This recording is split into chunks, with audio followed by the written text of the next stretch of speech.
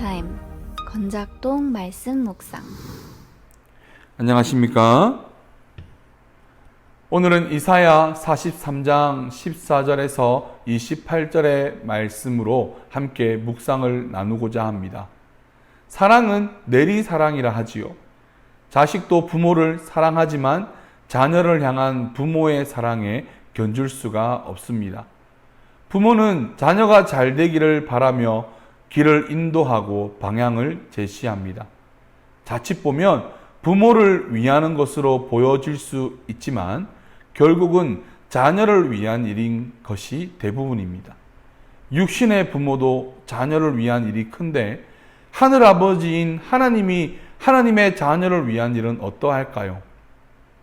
그 크기를 말로 형언할 수 없을 것입니다. 말씀에 보면 하나님은 이스라엘 백성을 위하여 그들을 바벨론에서 구원하십니다.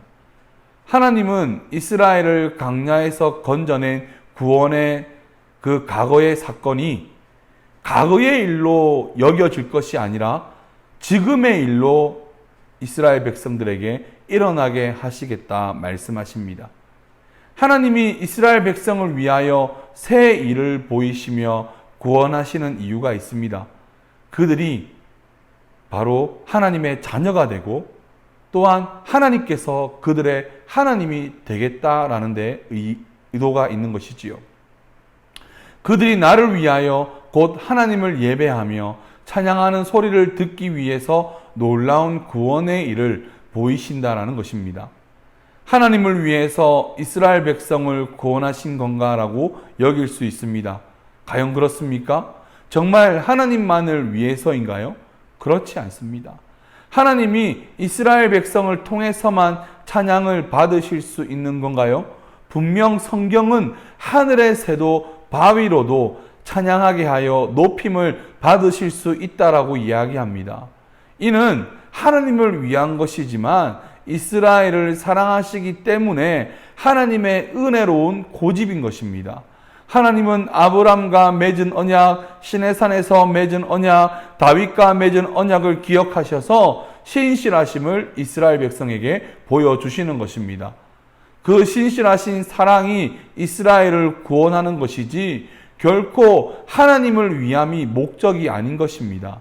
하나님은 이스라엘을 위한 마음이 가득하신 분임을 우리는 알 수 있습니다. 그뿐 아니라 하나님은 자신의 백성이 나아올 수 있도록 죄를 용서하십니다. 하나님은 자신의 신실하심을 지키시고자 범죄한 이스라엘의 죄를 용서해 주십니다. 25절의 말씀처럼 하나님을 위한다고 하지만 결국 하나님이 이스라엘을 너무나 사랑하기 때문에 죄를 도말하시는 것입니다. 반면에 이스라엘은 그렇지 않습니다. 그들은 자신을 위하는 하나님과는 전혀 다른 모습을 보여줍니다. 그들은 늘 자신만을 위하는 모습을 보여줍니다. 자신들의 유익과 이익만을 생각하며 하나님을 찾았고 우상을 찾았던 것입니다. 그들은 하나님을 위한다고 드리는 제사와 제물이었다라고 말하지만 사실 그들은요, 자신들을 위해서 잘못된 마음으로 하나님께 나아갔습니다. 호세아서의 기록처럼 하나님을 아는 지식도 없이 순종의 마음도 없이 단순히 불이익을 당하지 않고자 하나님을 위한 척 한 것이지요. 조상의 때부터 이스라엘과 함께 하셨던 하나님에 대한 이해가 왜곡되었고 결국 그들은 잘못된 신앙을 가지고 있었습니다. 하나님은 이스라엘을 치시고 이방 나라에 포로되게 하신 것은 하나님을 기억하게 하시고자 이유가 있었습니다. 이스라엘이 하나님을 기억하여 다시금 하나님을 부르짖고 하나님의 구원을 바라도록 하나님이 이스라엘을 치신 것입니다. 스스로의 신앙을 한번 돌아보았습니다. 나는 하나님을 사랑한다 하지만 나를 위한 신앙을 하고 나를 위한 삶을 살고 있지는 않았는가? 참 부끄럽기 짝이 없는 모습입니다. 죄악 가운데 있던 나를 일방적으로 사랑하시고 용서까지 하시고 나를 구원으로 인도하신 이가 하나님이신데 정작 나의 모습은 또 죄악 가운데 있고 여전히 세상의 어려움에 넘어지고 쓰러지는 모습만 있는 것입니다. 오늘 다시금 다짐을 합니다.